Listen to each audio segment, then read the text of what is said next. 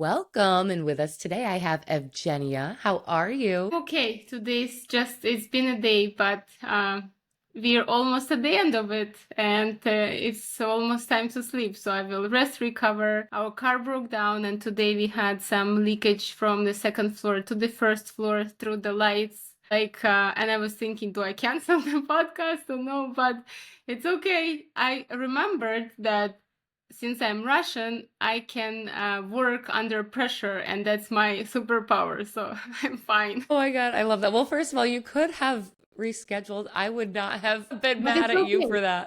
I actually work under pressure way better. So So I love that you're Russian. I one of my favorite guests, and she's someone that messages me all the time. She's Russian as well, and she just had the funniest stuff to say when she was on my episode. She was like, "If there are any people that know the laws in the U.S. better than Americans, it is." I think she said something like the Jews and the immigrants. yes, of course. It Yes. was so funny. So welcome, and you homeschool. Yes, I do.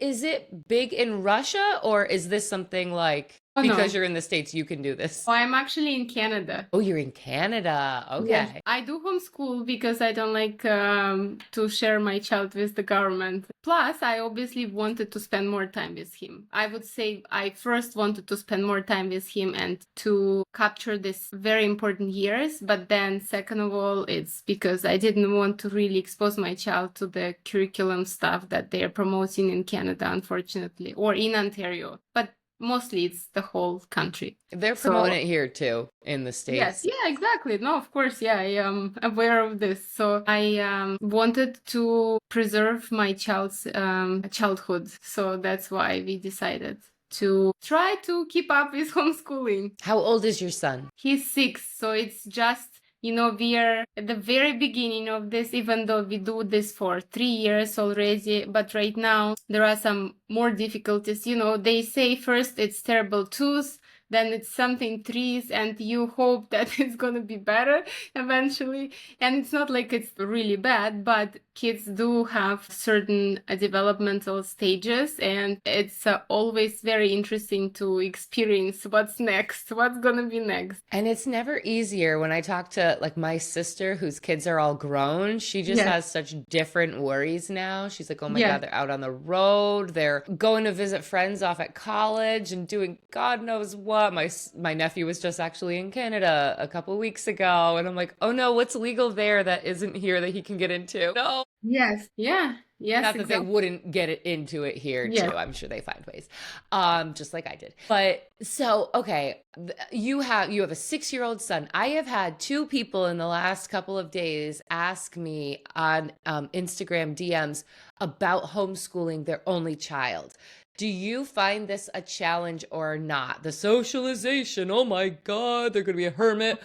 How's this been? It's been really interesting. I would say there are some challenges there, but not always. But of course, the fact that I'm the only adult or another human being next to him all the time, that's the challenge because he's okay. I think he was born very social. Like he's naturally so social that sometimes it's even scary that he just goes to anyone and he says, "Do you want to be my friend?" And then, sometimes he gets reply no, and then he cries. But usually the hardest part is that I'm by myself with him all the time, and there is no other kids or adults. Well, my husband is sometimes here, sometimes not, but no other kids who I can, say, "You guys go and play for 10 minutes and mama will have some time to rest and recharge." There is no option like this. And older he becomes, more attention he wants. And I was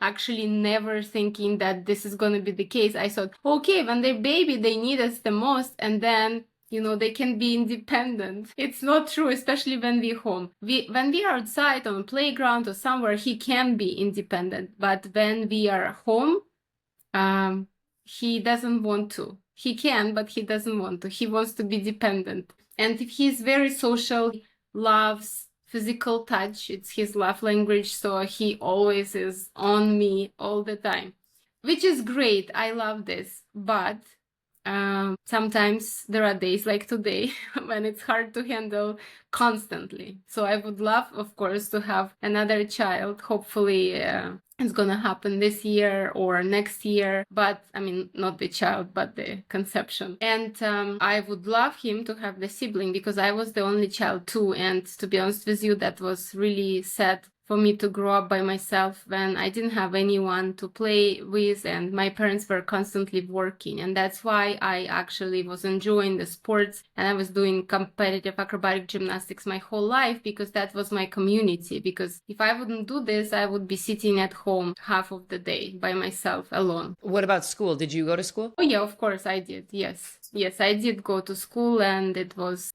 Russian school, hardcore Russian school. I went to German gymnasium or like German school where like we were focusing on German language and English was the second language and Latin was the third language. And then we were having like exchange with German students from school when we were in high school. In Russia, the difference in school is that you go to the same school from grade 1 to grade 11 and there is no change. It's always the same school. So it's like your home in a way, but at 3 or 3:30 the lessons were done and then you're going home stressed because you have millions of studies to do, homework to do and other things from school. And then it's like, you don't really understand because the classes are about 30 kids and the teachers not necessarily spending time explaining to every child. They like, you understood, and that's it. But who wants to raise the hand and say, I didn't understand, actually, out of 30 kids? No one. So I was like this because I was going to competition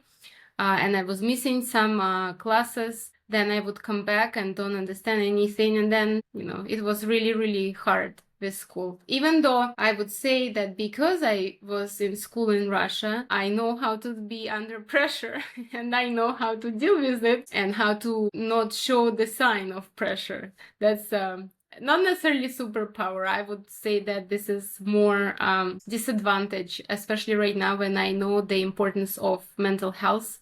I would say that just sucking it up and keep going is not the best thing to do, especially when we are already 40 and when we have kids, because kids learn from us everything, not just alphabets and math and some science. They learn from us the way how we react to life and how we manage stress and everything else. And I don't want my son to learn this, but I think he will anyway, right? Or at least a little bit. He will be exposed to this. Now, what year, how old were you when you came to Canada? Oh, I came exactly 10 years ago. I actually last week celebrated 10 years being in Canada. I came on May 8th.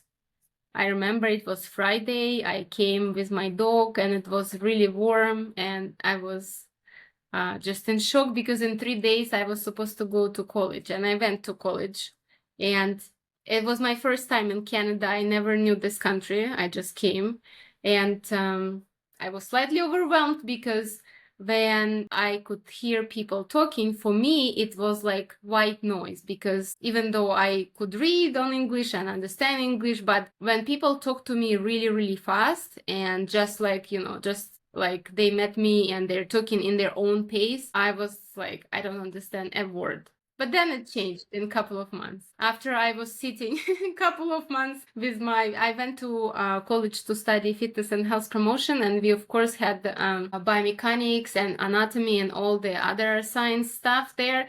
And I was literally sitting with the book that was that thick and I was translating, not every word of course, but I was translating some words with the dictionary and that was of course making my studies complicating because it was taking so much time to translate the whole book, or not the whole book but some words, but it was okay. So I came to it 10 years ago and I went to college. I enjoyed it, of course. I only wanted to go to college because I actually wanted to move from Russia. But that became actually my job that I enjoy. So it's really great that happened this way. And so, okay, so you came over, you wanted to leave Russia. Were there any outlying reasons that you wanted to leave? Is there Anything big? I mean, I don't want to get too into it. I'm just This like is a this silly is American very that doesn't really know what's really going on in the world. Oh, this is very interesting because I was very liberal in my mindset at that time.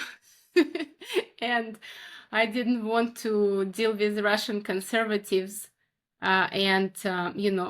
I was thinking, I was 30, still rebellious because I didn't have kids and I didn't learn my lessons yet, that kids very often teach us.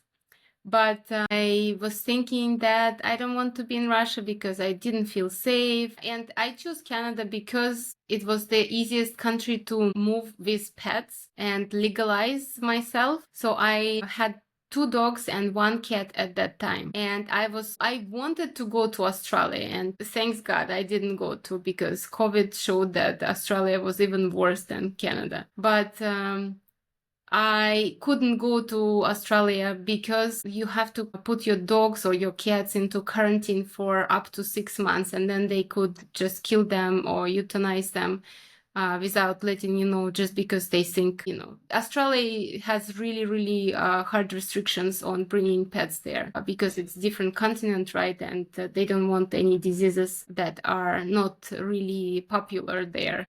Sure.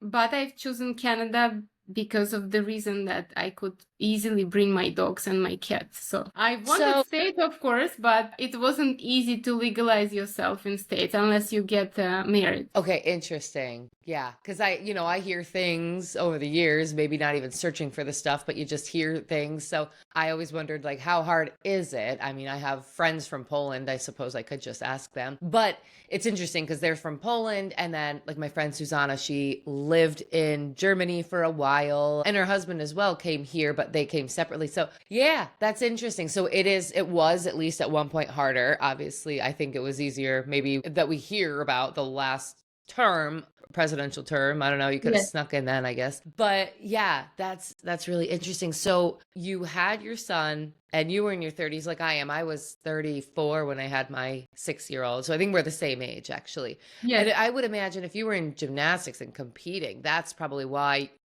you were competing in your 20s. Is that more or less what you were doing? Or I was competing more before my kids. Then I was okay. hit by a car and my competitive career was done. Oh my goodness, I'm so sorry to hear that. It's Oh, that's okay. awful. Yes, it taught me lots of patience. Well, at least you look at everything as they taught Yeah. me this and it gave me this skill. That's part of that's everything right there. Okay, so what made you said that you were very liberal and the conservatives bothered you, same as me. What made you turn your tune or kind of understand that the governments are overreaching and maybe living in a communist country Well, isn't a very liberal thing to do? yeah, exactly. Well, I had my son and Yeah. everything changed. I should say that, like, obviously, I still have values that you have to be a good person, you have to treat people kind and nice in a nice way. But my other values, most of them did change after I had my child. Everything basically, especially how I look at the world, and I used to think that, oh my gosh, people are so bad, we're just disease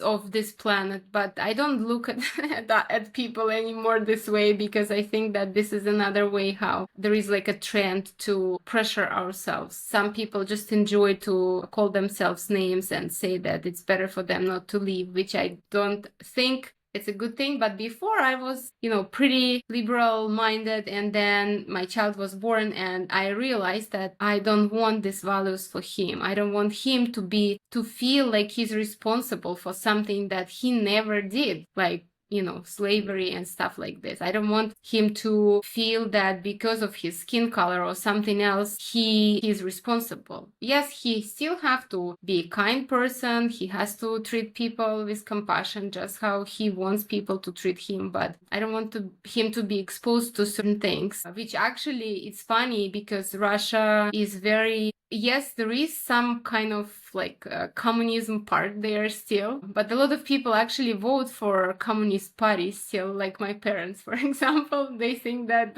it was really good while communism, because it was at least you knew what's gonna happen tomorrow, and right now it's not the same. But what I wanted to say is that Russian people and Russian government, they do promote Christian values, basically, right? It's not necessarily that they're doing it in a way that they prioritize church, even though they do prioritize. But in general, even Russian people who are not really religious, they do prioritize like values of the family and kids and everything else. And they stand for this. And of course, there are different people there. There are different kinds of different genders and all this. I just need to learn how to talk about this in a political correct way. I mean, I'm pretty open on this. Yes. Yes, so there is some nonsense there, right? But I think anyone deserves to live and exist as long as they are not trying to push this ideology into your throat and onto your families. I don't care what people want to do in their personal lives behind their doors. I just don't want this to be like an exposure to kids, and like we have to have 3 months of certain celebrations. And is that in Russia or in Canada? No. Probably, right? Yes, in Canada for sure. Yes. Yeah. And in Russia, people they then don't tolerate this really well. Like I know gay people do exist in Russia. I know them personally. And they're great people. I don't have any problems with them. But also these people, they don't have any problems with me as well. Mm-hmm. Yeah. And I think once I started realizing like there's an agenda from the government behind it and it's not altruistic, they really don't care about the gay person. If anything, they want gays to be able to get married so they can track them better and, keep tabs on their taxes and that sort of stuff. The government literally does not care. Yes. They're not here to make sure that gays or, that people of every color are treated equally. And, I work in the welfare system. We're here to hand you just enough to make sure that you stay a crab in that bucket and you never crawl out to make anything of yourself. We'll give you just enough. And then we control so much else of what you do. It took a long time for me to kind of see that. And we live in a nation where you can get any job, it shouldn't be based on that. And then now that they're putting it into the schools there are in the elementary school down the road from me, there is a bathroom that has the male symbol, the female symbol, and then half a female. So it's a transgender one. I'm like, this is an elementary school. There is no need for this. It's only a single bathroom, but it's like, then there's no need to put that on the door. Yes, exactly. It's a single bathroom. And so that even makes it worse because it's like, you're just putting this, and I know you're putting this here because you get funding to prove that you're promoting transgender in the schools. So but they don't care really about any individual's feelings about it, exactly. like you said. Yes, as long as we are staying divided and we are, focusing on things that are they are important, but they are also not, because if we divide it, we can never unite, unfortunately. And it could be anything, race, religion, anything. Really. Yeah, the religious wars have been going on for thousands and thousands of years. I mean, it's not going to be solved in a government mandate. Yes, for sure. That is what it is. So what did your husband say when you said that you wanted to homeschool, or was he all for this? Well, my husband is Polish, so he knows very well what communism is too. And we have pretty similar values in life. So he was okay. He was just like, I just don't know how we will figure it out. Because before my son was born, I was working from 5 a.m. to 9 p.m. absolutely every single day because I loved my job. I was working as a competitive acrobatic gymnastics coach. I was running a full program. I was a head coach. So I was training 50 kids, approximately 50 kids. And by myself. It's not like they were divided. Sometimes they were, sometimes it was 50 kids. And then I was working in different gyms as a personal trainer and as a fitness instructor. And I loved all of these jobs. But when the time came to deliver, my husband was thinking out loud. He was like, I don't know how we're going to do it because it should stop, because how are we going to have a baby when you're working from basically morning till evening? And I didn't even know that homeschooling existed until I started to finally meet moms who were free souls, freedom-loving moms who didn't want to do any of this government stuff during COVID. So we would meet up and we would rent a place, like an indoor playground. They would shut the windows with something like, what's the name? The curtains, for example, so no one sees us, right? And it's like a big party of 50 to 100 people with the kids. And they started telling me that what homeschooling is. And I was thinking in the beginning, okay, that's way too crazy. I remember thinking about this, that these homeschoolers people, they're insane.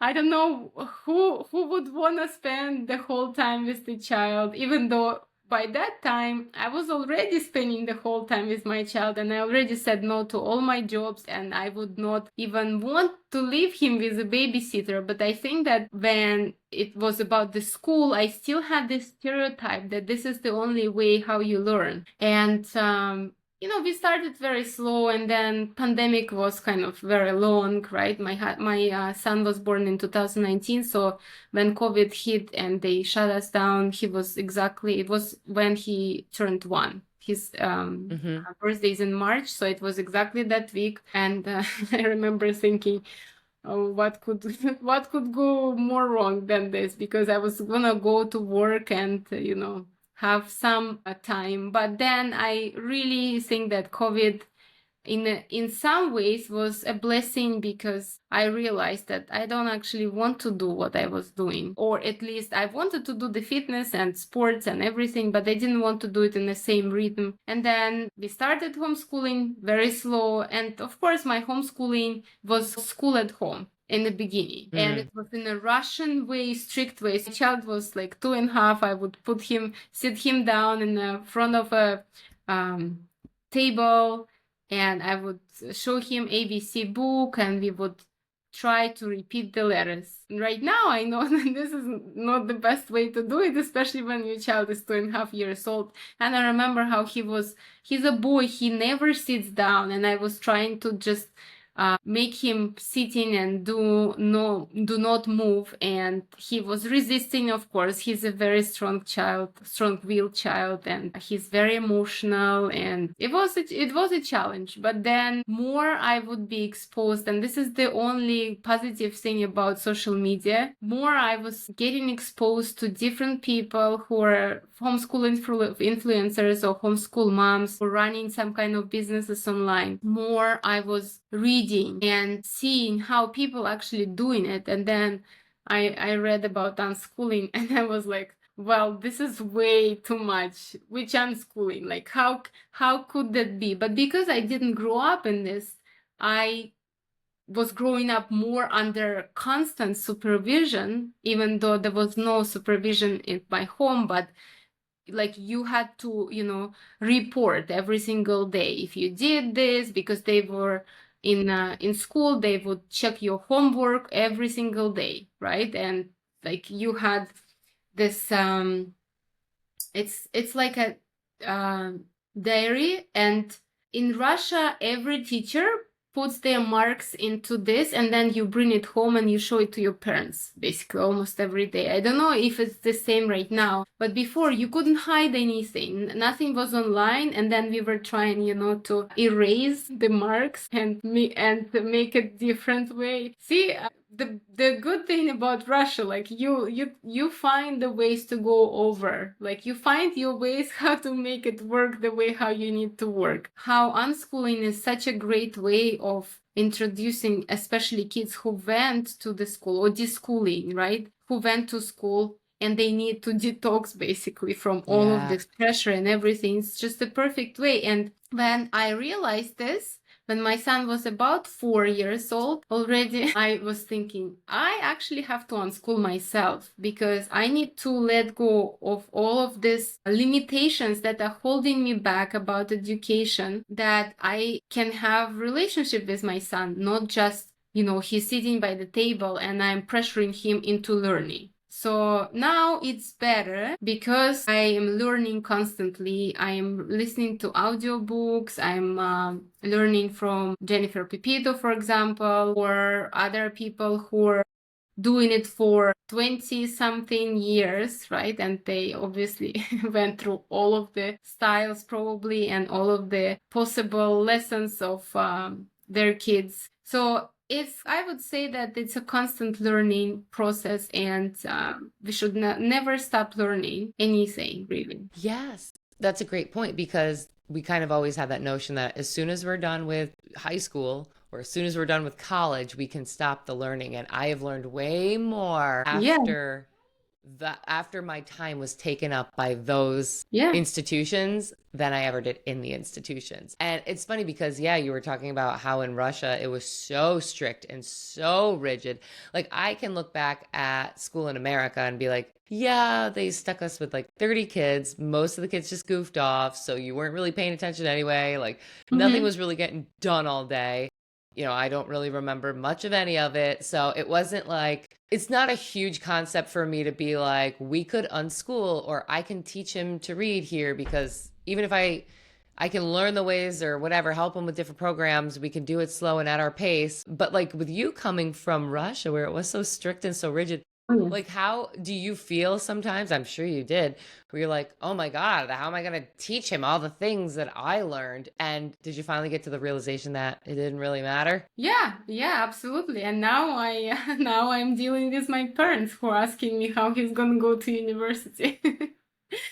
It's very interesting because the funny thing is that I see my teachers in my dreams sometimes. I'm 40 years old and I see that teacher, the only one teacher. She was my German teacher who was teaching me German from grade 5 to grade 11. She was also the teacher who was responsible for my class, right? So she was the main kind of teacher who was dealing with everything, and she was handling all the issues, and she was having different meetings with the parents. So she was responsible, and I still see her in my dreams. And those are bad dreams always. I wake up really anxious because she was constantly belittling me, saying that I only can use my limbs to do some sports, but my brain is not the best, basically. Um, My word. and the thing is this, she knew that I don't want, I don't want to be, to sound very cocky right now, but I am a very smart person and I was a very smart child, and I could really read a lesson 5 minutes before the class and do the test and do everything what they needed me to do. Again, working under pressure, right? I still do sometimes these things, but she wasn't satisfied with me in a way how I was doing not the school work, but the social work. And that's why she was saying stuff like this. But I have another example. I had the Russian language and literature teacher, and it was a man. I have only great memories about him because he was always making us, well, first of all, he was very respectful. And in Russia, when you talk to adults, or for example, if it's your boss or something, you call them not just you, but sometimes when you spell you with a capital, Mm, like there is certain way of calling the people who you have respect to. So yeah. he was calling all the kids this way, right? And And you he know was what? I learned that by taking French. so he basically treated us with respect.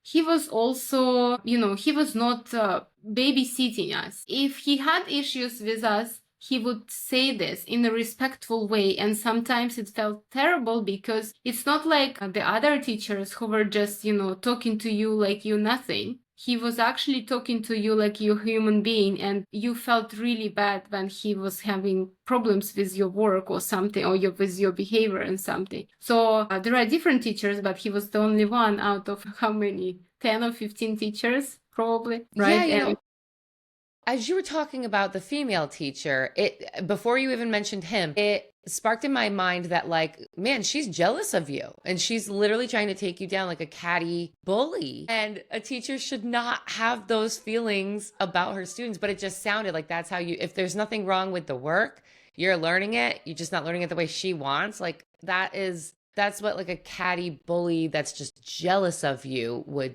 do. And so here we are sending our kids to these institutions. We don't even meet the parent or the teachers. We like don't even meet them. We don't know who they're in class with. They're just around these kids for 40 hours a week, around these yeah, teachers. And Yeah, we're just supposed to accept that. That is a little crazy. And how they're Yeah. treating our kids. Yeah, yeah, and the funny thing is that this teacher, she was afraid of my mom, though, very much. It was really interesting. So she was doing this to me, putting me, because in Russia, you cannot just take any spot. You are assigned a spot behind the table in a certain row, and that's where you're always sitting. Like you can't choose your spot. And then she was always putting me at the back. And I was always complaining that I understand I'm a taller person, but I wanted to be closer to the front so I can hear better, so I can focus better. And it was always like this. I never wanted to be at the back, and they would always put me to the back. And at the back, there were also kids who didn't want to learn. So we were having lots of fun because, if you're that far and you're a child and there is something fun happening, of course, there is always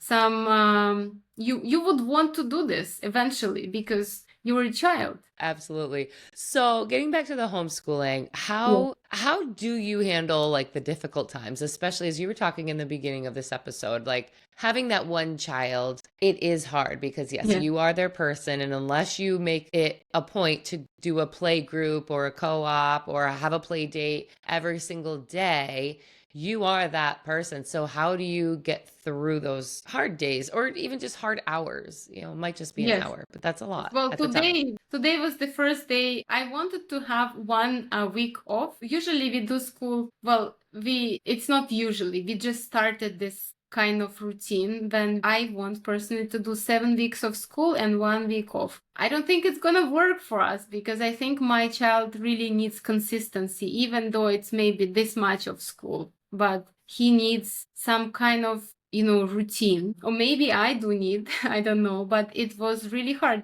We missed 3 weeks of school because there was certain events happening all the time. Something was all the time happening, and I was thinking today, okay, today is the day. I just can't.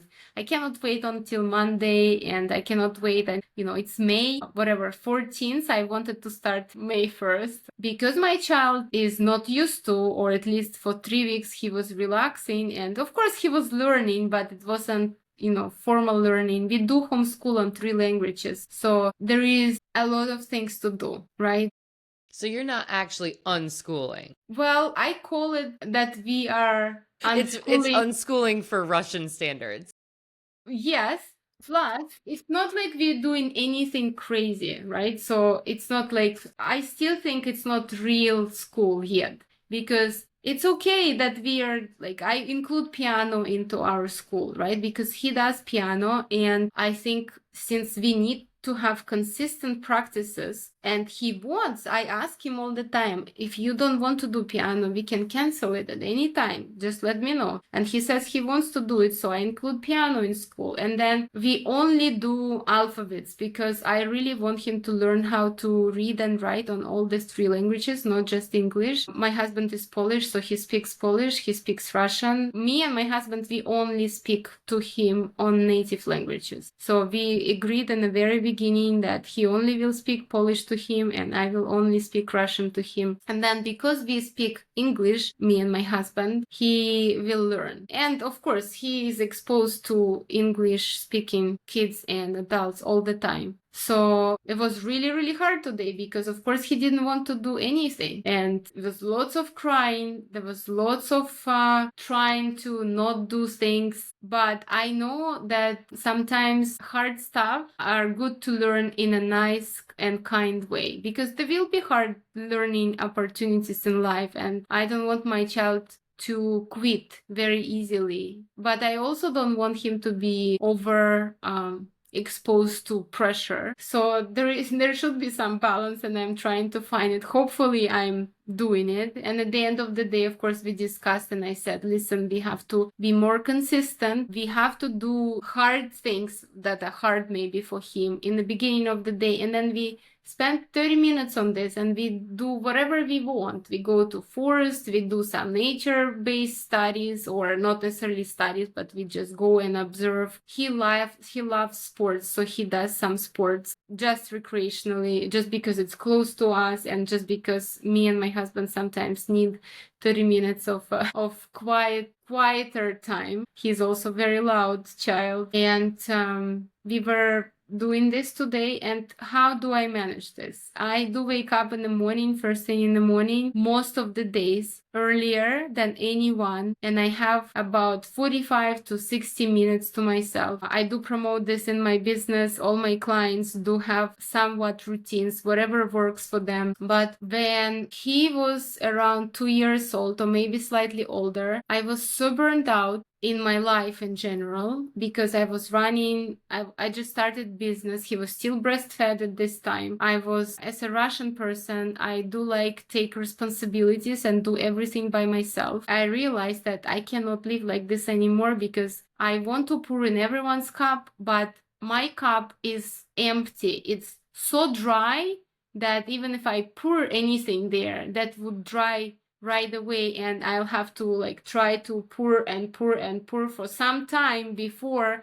the cup will even start filling up. So when I did this, I of course read the book of something about habits. This is very, very, very famous book about habit stacking. I don't remember the name right now, but basically the author was explaining how to habit stack and how to do things that you actually want to do, that fulfilling your cup in a way that it's not overwhelming for you and it's not taking the whole day. And I've learned, I started implementing certain things because I was already into health and I was already doing my health coaching to just regular moms at that time. I started to do things, not just working out, not just eating healthy, but actually looking at the sun in the morning and enjoying the nature around me, not just being in my head all the time. Doing some dry brushing massage, doing some facial massage, doing some prayer, doing, some dance by myself. Whatever was there, I created a routine for myself, and I still, up to this day, do this routine. It's changing, like it's altering from time to time, depending on the season, depending on what new things I've learned during that month. And I have joy doing this. I enjoy it so much. When I get up, as long as I sleep enough hours, I want to run there. Usually there, I do it in my washroom with the closed door, because that's the only time when I can close the door to my washroom. Usually I need to have some spectators, because it's very important to ask me a question at this particular second when I need washroom for just 1 minute. And then, sometimes if it's dark, still I turn on I light some candles, and I just do it. And it's just so much joy for me that is helping me to keep up with the days like today, or other days that are harder days, or even the days that are not hard at all, but still I am by myself with my child and I have to do millions of things, not just cooking and cleaning, but also for my business, and then to help my husband, for example, with something else, or help a homeschool mama friend with something, or even, have an ear to listen to other moms' problems, because we all need to share sometimes, just because we overflowing with stress and overwhelm. And when we pass this information to other moms, it feels good, because it feels like you're not alone. We're not alone. And it's always good at the end of the day to chat with homeschool mama friends. To hear that maybe our day wasn't the worst. Not because I would like anyone to have a bad day, but sometimes when they're sharing their struggles, it feels not in a bad way, but it feels that, okay, everything is okay in my life, right? I'm just overstressed because I'm just thinking too much, for example. Because sometimes it's not that we make up the problems, but sometimes we are overthinking about them, and we're making them slightly bigger than they are. Absolutely. That happened to me earlier this week. We have a play group at a friend's house that we do every week, and my son is the youngest boy there. And it's like a whole thing, like, he wants to go off by himself most of the time. And I'm like, we are here so that you can socialize. The thing that everybody's worried about homeschoolers for not doing. Why are you off by yourself? Why did I pack lunches so that we could come here and have your sister cling to me because she doesn't, it's muddy. And then, and then it's like, okay, are kids bullying him? And it's like, well, what really is bullying? Are kids just being kids? Is he, and so I'm like going back and forth, like, well, should we keep going? Is he happy going? Is he being traumatized by going? And it's like, I think you were right. You're just overthinking it. Like, if he forgets about it as soon as he's home, then it's not traumatizing him. Yeah, And not everything is bullying. Like, we're so easy nowadays too to throw around yeah, this term. And it's like, yeah, our kids just being kids, because if your kid walks up to them and they're like, they don't really like them, or they don't want them there right now, and they tell a secret or tell them to get away, that's yes, not bullying. That's just kids being like really honest. And we, they don't yeah, know any better. They don't know to think of the other person in their shoes, you know? So it's like, that's all a learning experience. And I'm yeah, happy to be there and help my son through his part. And then the next day I turn around and my son is doing it to someone else. So it's like, well, there's another learning experience and another yes, conversation that I get to have with him because I'm home with him and seeing it. But you're so right. Like, the overthinking, like, no, you don't have to stop going to this play group because the 10 minutes later they're all playing. And something else you brought up too about, you know, this, you're not the only one having the bad day or the bad hour in that day. You know, social media, and part of what I do with my Instagram page, you know, you show the homeschooling stuff and yes. okay, what's trending, what's this, what's that. But I actually took video yesterday and I forgot about it. So I'm glad you brought it up, because I took my son and my daughter, and his two friends were over, their brothers, because their grandfather couldn't watch them. Hmm. So we were supposed to meet at a different play group, but I'm like, you know what? You're all playing here. Do you guys just want to stay here? My life's easier if I don't have to drag four kids around. So they're playing here, and I'm like, let's go on a hike. There's a creek in the mountain behind our house. Let's bring a picnic, and I'll take some video footage of you all like jumping over trees and this and that. I'm like, I'll practice my new video taking skills. It's going to be wonderful. So, of course, they're all giving me a hard time. My son is like, will look right at the camera. And I'm like, don't look at the camera. And then the other one's doing like hang 10 in the camera. And I'm like, Yes, don't acknowledge the camera. Go back and do it again, guys. And then like we can't have a picnic because bugs are everywhere. Like all of a sudden, Bill Gates unleashed all of the mosquitoes in New York, and yes, they were all in the mountain behind my house. So we all are covered in bug bites now. We couldn't even eat because if you opened your mouth, they got in your mouth. So I'm like, all right, no picnic, get out of the water, come on, let's go back home. And um it was hot, and my daughter kept going, pick me up. And so I had the carrier on me, and so I'd get her into the carrier, and like two yes, minutes later, can you get me down? of course. Get her out of the carrier, get her. And she's almost 3, so it's like, it's not like she just pops in it and pops out. She's way too big for this thing. And then 2 minutes later, can you pick me up? Yeah, Can you pick me down? Like, so I took video of all of the bad stuff too, because I was like, this is going on Instagram. yes, I was like, this is exactly. real life. Yeah, yeah, yes. And again, we are used to, like, in a way, if we compare a good day and this, we call it like a bad day or bad stuff, but in reality it's not that bad. Right. It's just life, right? And as you said, kids are being kids, and it's great that they have an opportunity to be themselves. And we as adults have to, coming back to your question, we as adults have to have a possibility and, you know, proper mindset to be the adults and actually to fulfill our cups, that we can handle this without drama from our side. And that's the whole point. I feel like we have to take care of our physical and mental health, but by eating healthy, moving our bodies, you know, having stretching routine, having some health routine, whatever makes you happy and brings you joy, but also cares for your body. I have millions of things on my Instagram. If they want to go, they can go and check, and they can create something new. So we can handle this tantrums and hystericas in a better way, and that we are okay with pick me up, you pick me, pick her up, and then bring me down and bring you down. We're okay with kids being kids, right? To the point, of course, that we're not, you know, tiptoeing in front of them when they're misbehaving, but there is nothing bad in kids being kids and showing their real selves to us. Oh, you're so right. And you know, you're right. It's not that it's a bad day. It's just our expectations for what we had for the Yeah, situations weren't met. And so we interpret that as a Yes. bad day, but it wasn't. The kids still had fun. We got some bug bites, whatever. We got some cream to put on it. So, and I got hopefully a fun reel out of it that I will Yes, at some exactly. point, maybe at 5 in the morning. Although now you have me thinking, I get up at 5 to try to get my work done on the computer, and I put bird feeders outside my window so I can look at the birds while I do it. But I should like be like out there grounding with the earth.